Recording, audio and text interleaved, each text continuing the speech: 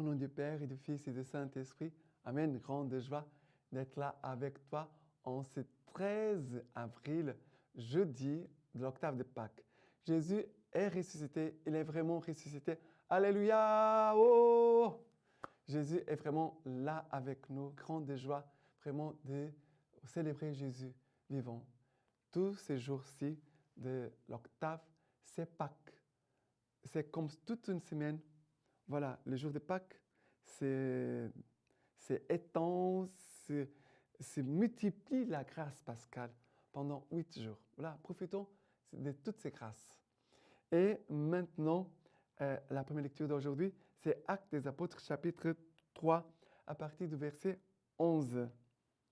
Comme ils ne lâchaient pas Pierre et Jean, tous, hors d'eux-mêmes, accoururent vers eux au portique dit de Salomon. À cette vue, Pierre s'adressa au peuple. Hommes d'Israël, pourquoi vous étonnez de cela? Qu'avez-vous à nous regarder comme si c'était par notre propre puissance ou grâce à notre piété que nous avons fait marcher cet homme? Le Dieu d'Abraham, d'Isaac et de Jacob, le Dieu de nos pères, a glorifié son serviteur Jésus, que vous avez livré et que vous avez régné devant Pilate, alors qu'il était décidé à le relâcher. Mais vous avez chargé les saints et les justes. Vous avez réclamé la grâce d'un assassin, tandis que vous faisiez mourir le prince de la vie. Dieu l'a ressuscité des morts. Nous en sommes témoins. Et par la foi en son nom, à cet homme que vous voyez et connaissez, ce nom même a rendu la force. Et c'est la foi en lui qui, devant vous tous, l'a rétabli en pleine santé. Cependant, frères, je sais que c'est par ignorance que vous avez agi, ainsi d'ailleurs que vos chefs. Dieu lui a ainsi accompli ce qu'il avait annoncé d'avance par la bouche de tous les prophètes, que son Christ souffrirait. Répentez-vous donc et convertissez-vous, afin que vos péchés soient effacés, et qu'ainsi le Seigneur fasse venir le temps du répit. Il enverra alors le Christ qui vous a été destiné, Jésus. C'est lui que le ciel doit garder jusqu'au temps de la restauration universelle, dont Dieu a parlé par la bouche de ses saints prophètes. Moïse d'abord a dit, le Seigneur Dieu vous suscitera d'entre vos frères un prophète semblable à moi. Vous l'écouterez en tout ce qu'il vous dira. Quiconque n'écoutera pas ces prophètes sera exterminé du sein du peuple. Tous les prophètes ensuite qui ont parlé depuis Samuel et ses successeurs ont pareillement annoncé ces jours-ci. Vous êtes, vous les fils des prophètes et de l'alliance que Dieu a conclue avec nos pères, quand il a dit à Abraham, et en ta postérité seront bénies toutes les familles de la terre. C'est pour vous d'abord que Dieu a ressuscité son serviteur et l'a envoyé vous bénir, du moment que chacun de vous se détourne de ses perversités.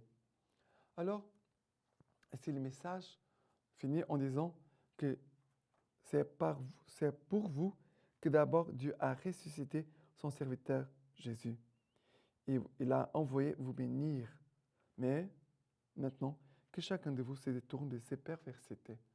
Ça veut dire que chacun de nous doit s'éloigner du péché. Éloigne-toi du péché, renonce au péché. Décide-toi de faire un chemin vraiment de sainteté. Vivre le temps de Pâques, le temps pascal, c'est un temps de puissance de sainteté. Vraiment de faire une expérience profonde de Jésus ressuscité. Et vous voyez ici que les gens sont touchés par les miracles qui s'est produit, par l'homme paralytique qui a été guéri, mais ils regardaient Pierre et Jean comme c'était des dieux. Alors il va dire non, ce n'est pas par nous-mêmes. Il dit, ce n'est pas par notre puissance, par notre grâce ou piété, nous avons fait marcher cet homme. C'est le Dieu d'Abraham, le Dieu d'Isaac, le Dieu de Jacob, le Dieu de vos pères, qui a glorifié son serviteur Jésus.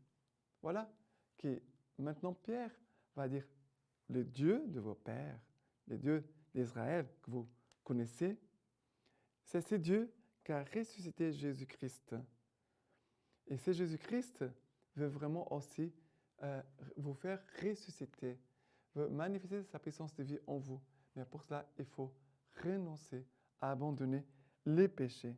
Et c'est très beau, le discours qu'il doit dire, mais vous avez, Pilate voulait le relâcher, vous avez crucifié ce Jésus, vous l'avez tué, parce que les gens qui sont à Israël, ils étaient là au moment de la crucifixion. Ça veut dire qu'ils savent qu'est-ce qu'a coûté le fruit de leur péché par rapport à Jésus-Christ. Alors, et voyez la compassion, la miséricorde dans le cœur de Pierre. Cependant, frère, je sais que c'est par ignorance que vous avez agi ainsi. D'ailleurs, que vos chefs. Dieu, lui, a ainsi accompli ce qu'il avait annoncé d'avance par la bouche de tous les prophètes, qu'il fallait que le Christ soit mort, crucifié. Ah oui, ils sont en train d'être illuminés par Pierre, par l'enseignement de Pierre. Et voilà que la grâce de Dieu est en train de se répandre dans le cœur. Mais voyez comment Dieu fait pour venir toucher profondément le cœur des hommes pécheurs. Maintenant, le psaume d'aujourd'hui, c'est le psaume 8. Le psaume 8. Le psaume 8, voilà. Ah pardon, psaume 8. À partir du verset 4. Avoir ton ciel, ouvrage de tes doigts, la lune et les étoiles que tu fixas. Qu'est donc le mortel que tu t'en souviennes, les fils d'Adam que tu le veuilles visiter? À peine le fis-tu moindre qu'un Dieu, tu le couronnes de gloire et de beauté, pour qu'il domine sur l'œuvre de tes mains. Tu fus mis par toi sur ses pieds. Brebis et bœufs, tous ensemble, et même les bêtes des champs, l'oiseau du ciel et les poissons de la mer, quand il va par les sentiers des mers. Mais qui est l'homme? Qui est l'homme, Seigneur?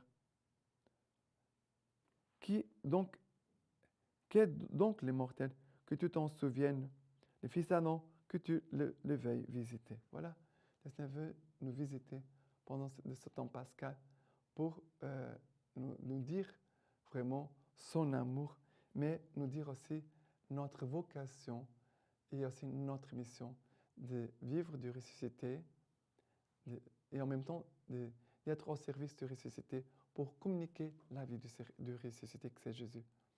Voilà les psaumes. Le Seigneur se souvient de nous. Seigneur, ne nous oublie pas. Voilà la bonté du Seigneur envers nous tous. Maintenant, l'évangile, c'est Luc chapitre 24, à partir du verset 35. Ayant de raconter ce qui s'était passé en chemin et comment il avait reconnu à la fraction du pain. Tandis qu'il disait cela, lui se tint au milieu d'eux et leur dit, « Paix à vous. » Saisi des frayeurs et des craintes, ils pensaient voir un esprit, mais il leur dit, « Pourquoi tous ces troubles?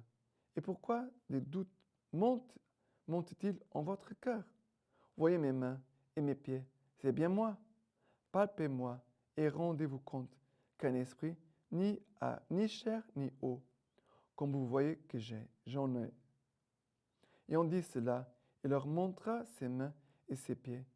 Et comme dans leur joie, ils ne croyaient pas encore et demeuraient saisis d'étonnement, il leur dit, « Avez-vous ici quelque chose à manger? » Et lui présentèrent un morceau de poisson grillé. Il les prit et les partagea devant eux. Puis il leur dit, « Telles sont bien les paroles que je vous ai dites quand j'étais encore avec vous. Il faut qu'il s'accomplisse tout ce qui est écrit de moi dans la loi de Moïse, les prophètes et les psaumes. » Alors, il leur ouvrit l'esprit à l'intelligence des Écritures. Et il leur dit, ainsi est-il écrit que le Christ souffrirait et ressusciterait d'entre les morts le troisième jour, et qu'en son nom, le repentir en vue de la rémission des péchés serait proclamé à toutes les nations, à commencer par Jérusalem. De cela, vous êtes témoins. Voilà, de cela, vous êtes témoins. Le mot témoin apparaît tout le temps.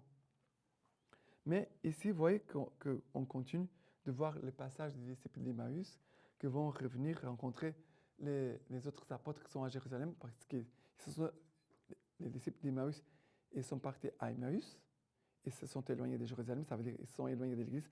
Maintenant, ils reviennent à l'Église, à communion avec l'Église. Et là, quand l'Église est rassemblée, les apôtres, Jésus se manifeste. Il va dire « paix à vous ». Le premier fruit de la résurrection, c'est la paix. Jésus veut communiquer la paix à tous les cœurs.